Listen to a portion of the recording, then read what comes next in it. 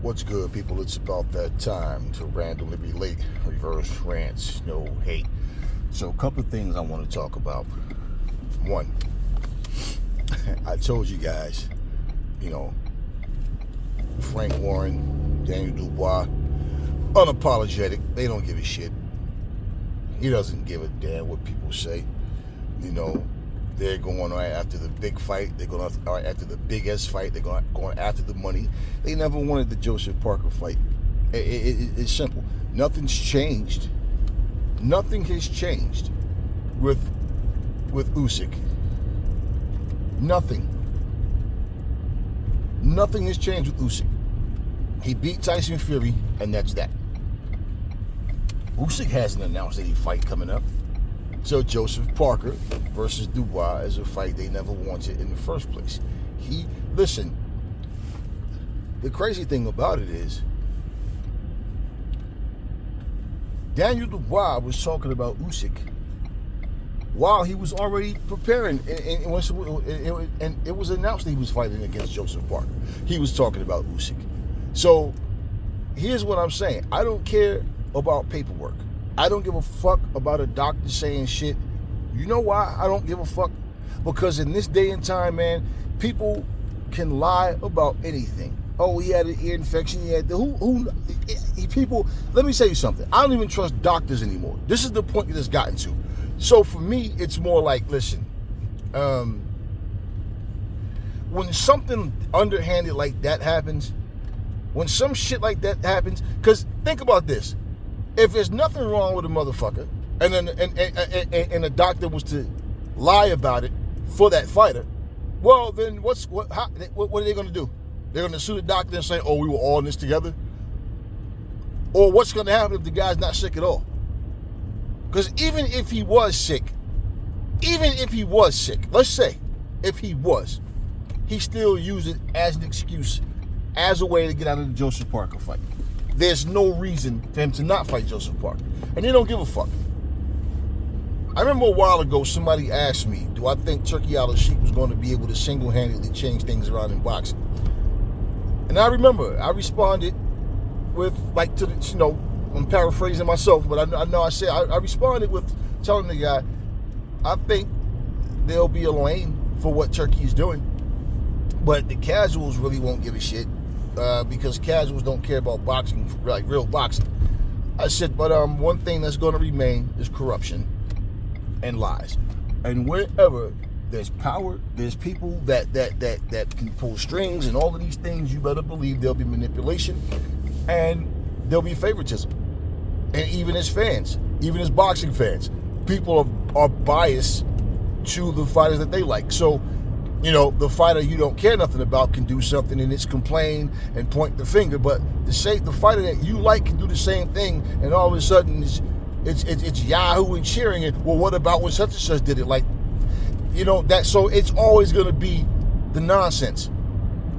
So even with Turkey, Turkey had done some things that I've talked about that I didn't think was professional. I didn't think was fair. Even for him to voice his opinion on things openly is like, certain things you just don't need to do. And they're doing what they're doing. So yeah, Dubois doesn't give a fuck, and neither does his old fish eyes, old Frank Warren. He doesn't care either. So this is what it is in boxing, man. I understand that because of the business model being like it is, a lot of fighters, their minds change with the business mind. Because why? It's like, hey man, if I blow my opportunity, then people are going to say, oh, this dude was a flash in the pan or whatever. They're not as brave and as bold as their words. They're really not. And a lot of times, like I said, the fighters might want it, and they're being advised not to take certain fights because he's not necessary. And to be honest with you, man, Joseph Parker has been doing his thing. So who knows? Who knows? But I'm at the point, man, where it's like, you know what? If a situation is fishy to me, I'm not trying to create some conspiracy theory. Well, when somebody comes out and it's like, imagine you going to work, right? you get paid every week, and all of a sudden you get to work, there's no check. They tell you, oh, we'll pay you next week. The fuck you mean next week? No, well, yeah, man, the check isn't here. As soon as it get here, I'll let you know, this and that. And then these motherfuckers get an attitude with you because you want your fucking money. You call Monday, hey, you hear anything? Nah, man, nothing yet. Tuesday, hey, man, come on, man. What the fuck you mean, come on? This is my fucking money. That's the mentality that people have. Y'all fucked up Joseph Parker's opportunity for the title and fucked up his money. Yeah, y'all did that. And they don't care. Another thing I want to talk about is Devin Haney versus Jise Ramirez. You know, this is, now, I read an article. I did see the press conference. I didn't hear them talking about weight so much. I just watched. I didn't give a fuck about Ryan and all or whatever. So I saw them with that little fake back and forth bullshit. T.O. trying to rally everybody up bullshit. And I saw, you know, I basically watched Devin Haney and Jise Ramirez. Now, what I read, and I don't know if anything has changed, but this is supposed to be a fight at a catch weight of 144 pounds. And if that's the case, what I believe would be happening is that Devin Haney is trying to see what his power is like and how he feels at 144 to determine if he's going to go full blown 147. As I could have swore, well, I know, and I didn't post it. I have the picture on my phone where it says the showdown between Devin Haney and Jise Ramirez, the welterweight showdown. Welterweight is 147. Anything underneath, you know, 140 is the next weight class. So anything underneath would be considered junior on welterweight.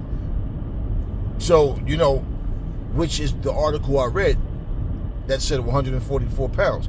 And that was labeled junior welterweight. And then they have the one where it says welterweight. Now, could have been, obviously a misprint if it's not at 147. So, I always said for Devin Haney, because he doesn't have big power, like he has respectable power, how high up he goes can be a problem for him because physically, Devin Haney he's a lot bigger than 140 and 135.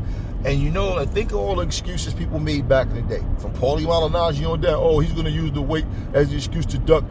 He fought Lomachenko. He fought Lomachenko. They tried to fight Shakur. Shakur was saying that he wasn't fighting for that amount of money, that he needed more money or whatever, and that fight didn't happen. Like Devin said, that would have been his last fight at 135 against Shakur, if Shakur would have took the fight. And you know, Devin, it shows when he's like, he gets weight trained. He makes the weight. He looks like a freaking skeleton in his face when he makes the weight. He looks like a whole different person. And he even said that it was even hard making 140. But the problem at 147 that I see for Devs, like I said, one is fighting against guys that can really punch. Got some guys at 147 that can crack. And, you know, after the situation with Ryan, you know, if Devin's the same fighter, like if it's just a mental thing of getting back to what got him,